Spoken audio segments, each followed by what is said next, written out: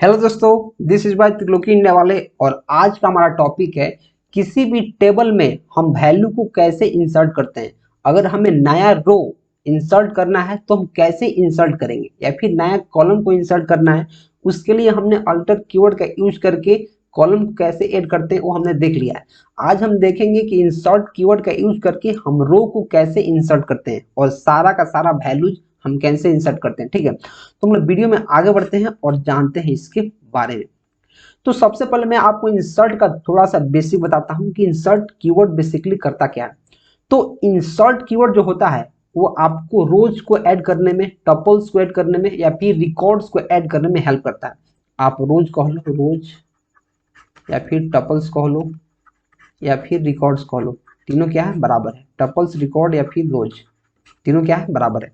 तो क्या लिखा है, insert statement is used to add tuples, tuple को ऐड करने में, या फिर रिकॉर्ड्स टू द टेबल। कोई टेबल है, टेबल इसमें लेट से 1 2 3 4 पहले से रो है, मैं चाहता हूं एक और रो को ऐड करना, तो मुझे क्या करना पड़ेगा, इंसर्ट कीवर्ड का हेल्प लेना पड़ेगा, इंसर्ट। ठीक है, it supports 3 alternate syntaxes as shown below. यह 3 इंपॉर्टेंट सिंटेक्स को यूज करता है, लेकिन आपको तीनों नहीं जानना है, आपको सिर्फ 2 ही जानना है। क्यों? क्योंकि यार 2 ही सबसे इंपॉर्टेंट है, तीसरा उतना इंपॉर्टेंट नहीं है। तो देखो, जैसे कोई टेबल प्लस एम्प्लॉय है, मैं मान के चलता हूँ कोई टेबल प्लस क्या है, एम्प्लॉय। एम्प्लॉय टेबल है, मैं यहाँ लिखूंगा एम्प्लॉय, और इसमें मैं क्या करूंगा, 4 कॉलम बना दूंगा और मैं कॉलम का नाम यहाँ लिख दूंगा। जैसे यहाँ एम्प्लॉय का आईडी है, ई आईडी, ई नेम, और इसका डेट ऑफ ज्वाइनिंग है, और उसका ब्रांच है कि किस ब्रांच में वो काम कर रहा है। ठीक है, तो इस टेबल में मुझे एक वैल्यू को एंट्री करना है, मीन्स एक एम्प्लॉय का डेटा मुझे इंटर करना है। तो मैं क्या करूंगा, insert into table. Insert into table इसका क्या है, सिंटेक्स है, ये तो लिखना है, लिखना है। जैसे अल्टर टेबल में क्या था, अल्टर टेबल और टेबल का नेम। क्रिएट टेबल में क्या था, क्रिएट टेबल और टेबल का नेम, वो क्या था, उसका सिंटेक्स था। वैसे ही किसी भी टेबल में वैल्यू को इंटर करने के लिए, इंसर्ट करने के लिए आपको इंसर्ट इनटू और टेबल का नेम लिखना जरूरी है। इस सब को लिखता है, ये लिखना पड़ेगा। तो क्या लिखना है, इंसर्ट इनटू एम्प्लॉय और वैल्यूज। कौन सी वैल्यू को इंसर्ट करना है भाई, insert into employ means employ में इंसर्ट करो क्या, उसके वैल्यू को, वैल्यू को कि जो फर्स्ट नंबर में है, जो फर्स्ट नंबर में है कॉरेस्पॉन्डिंग एम्प्लॉय आईडी, उसमें 1 इंटर कर दो। जो सेकेंड नंबर है मतलब ई नेम, इसमें त्रिलोकी इंडिया वाले इंसर्ट कर दो। जो थर्ड नंबर में है मतलब डेट ऑफ ज्वाइनिंग, उसमें 31 दिसंबर 2002 कर दो, या फिर डेट ऑफ इसको बर्थ कर दो, डेट ऑफ मैं बर्थ कर देता हूँ।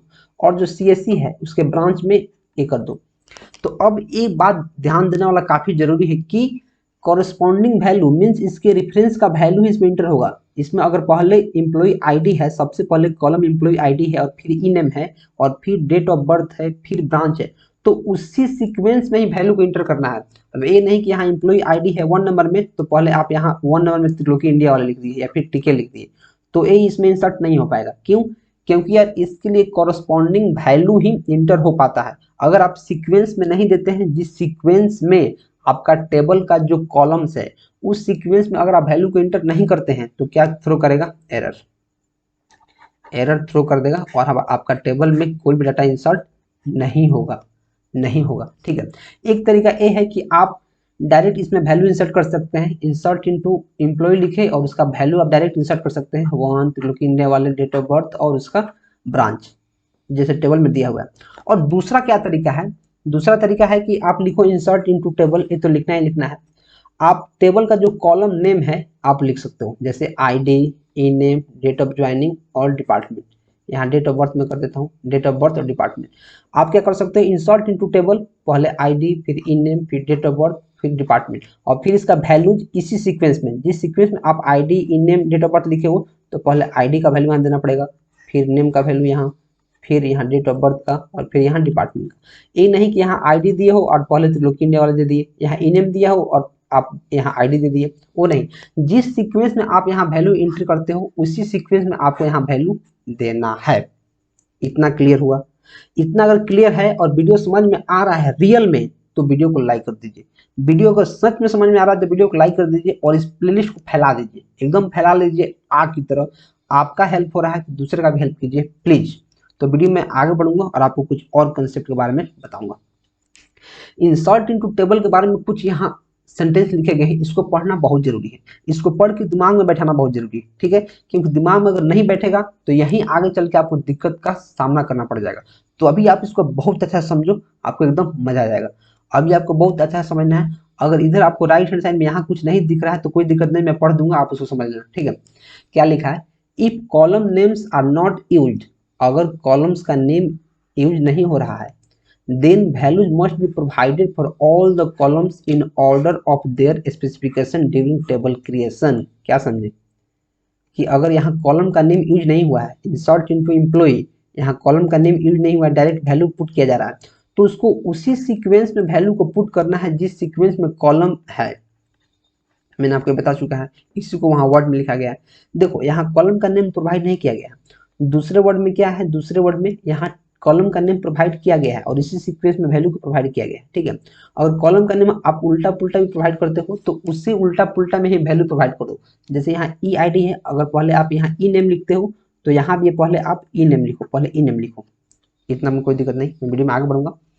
If column names are used, then the data provided in the tables clause must have the same data type of the column at same position।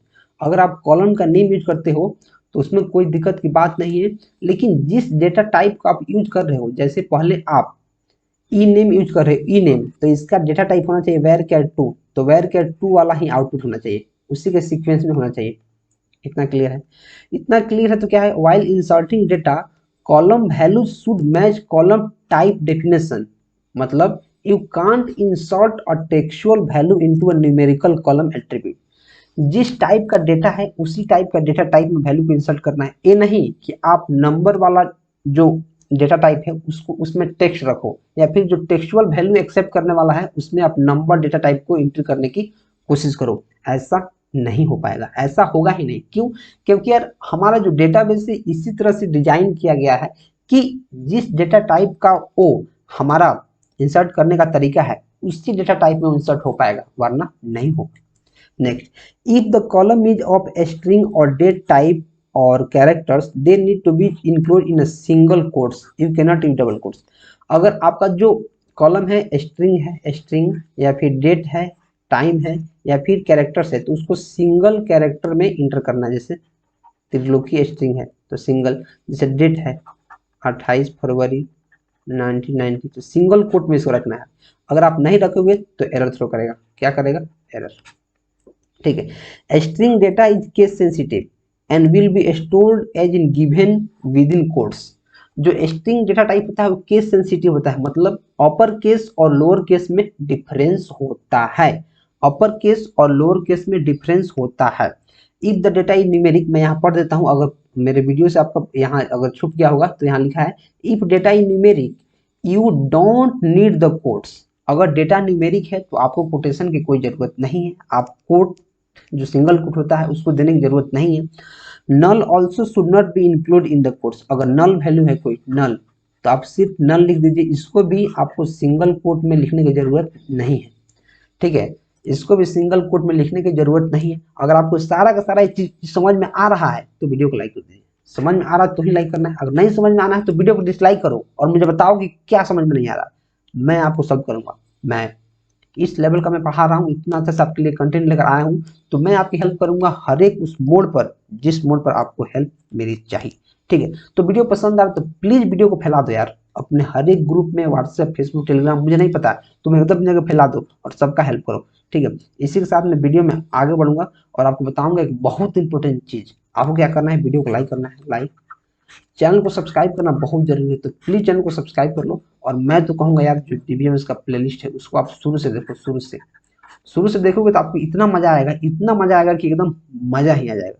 ठीक है, तो मिलते हैं अगले वीडियो में, तब तक आप चैनल को एकदम फैला दो, प्लेलिस्ट को एकदम फैला दो, एकदम एंजॉय करके पढ़ो, क्वेश्चन को सॉल्व करो, जितना मैं बता रहा हूँ, जो मैं कर रहा हूँ उसको करो। आपका प्लेसमेंट और आपका यूनिवर्सिटी एग्जाम इतना अच्छा से निकलेगा कि आप सोचे नहीं होंगे। ठीक है, मिलते हैं अगले वीडियो में, till then keep supporting and keep